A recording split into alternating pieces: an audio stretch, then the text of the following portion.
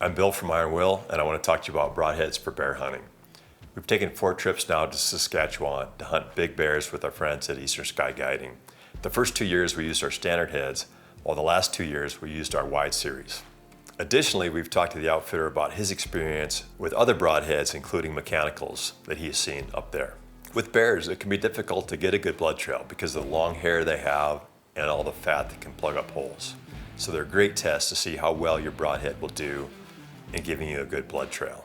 We saw with our standard broadheads we were getting great penetration, quick kills, and pretty good blood trails. But we really wanted to see with our wide heads were we getting similar penetration and better blood trails. My friend Cody from the Trad Lab used a 48-pound recurve with a 520 grain arrow and our wide solid head last year on his bear. He made a good shot behind the shoulder, and you could see that the arrow quickly passed through and barely slowed down as you saw it come out the other side and go through the brush. His bear went about 40 yards. The blood trail was pretty massive on this bear, one of the best I've ever seen. So definitely had an excellent blood trail there. And a great penetration with only 48-pound recurve, not a lot of energy, and that wide head had no problem quickly passing through the bear. With my bear last year, it's the biggest bear I've shot. It was 384 pounds in the spring, which would put it over 500 pounds in the fall. This bear came around a tree and was very close to the tree when I shot. At the shot, I saw that it just buried to the fletchings and I could see the lighted knock. So I initially thought for some reason I had poor penetration on this bear. What I found out later is it was actually so close right up against the tree that my broadhead buried deep into the tree and kind of pinned the bear to the tree until he took off and then snapped the arrow off flush to the tree. To figure out how deep it went in, I first tried to chip it out with a knife and then an axe, and eventually we had to get out a chainsaw and cut a chunk out of the tree.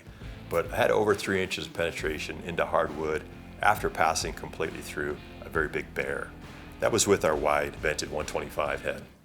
The bear went about 50 to 60 yards with a good blood trail on that one as well.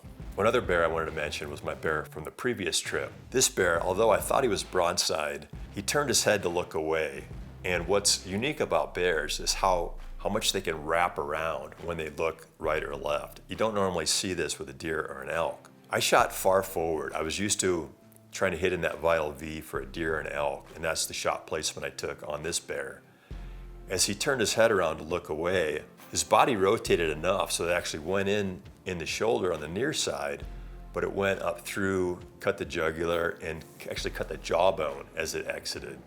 This bear only went about 18 yards, bled out very quickly with that wide broad head. So I saw the bear go down very quickly for a very short recovery. Also on that same trip, my friend JD shot a very big Boone and Crockett bear. His bear came in at low light and was quartering steeply away. His shot entered near the hind quarter and went really full length on that bear. This was with the wide head and passed completely through. So there's another example of excellent penetration. That bear only went about 30 to 40 yards as well with a great blood trail.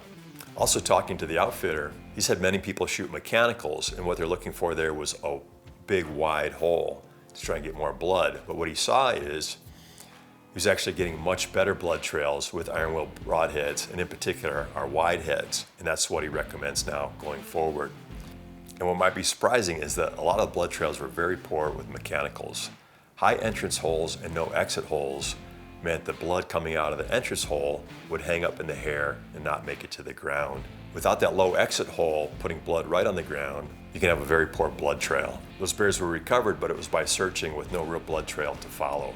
After seeing the results with our wide head that has a similar cut with the 1 3/8 inch main blade, 3/4 inch bleeder, you can get 2 1/8 inch total cut. And I feel this is much better than a mechanical on a bear to assure you get that exit hole, slice all the way through, and get a lot of blood on the ground. One thing I want to point out in bear hunting is the shot placement is a little bit different than what you want for an elk or a deer.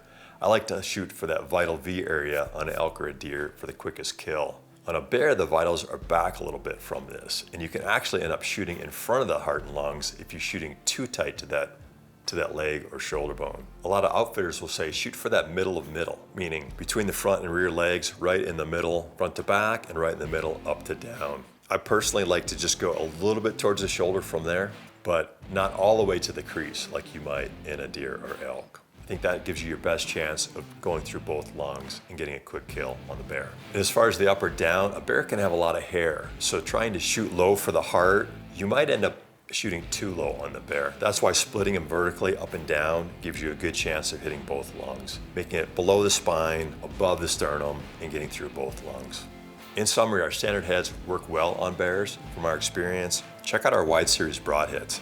They're available from 100 to 250 grains, and we think you'll be impressed with the performance. Will penetrate great and get you bigger holes, more blood on the ground for excellent blood trails and quicker recovery.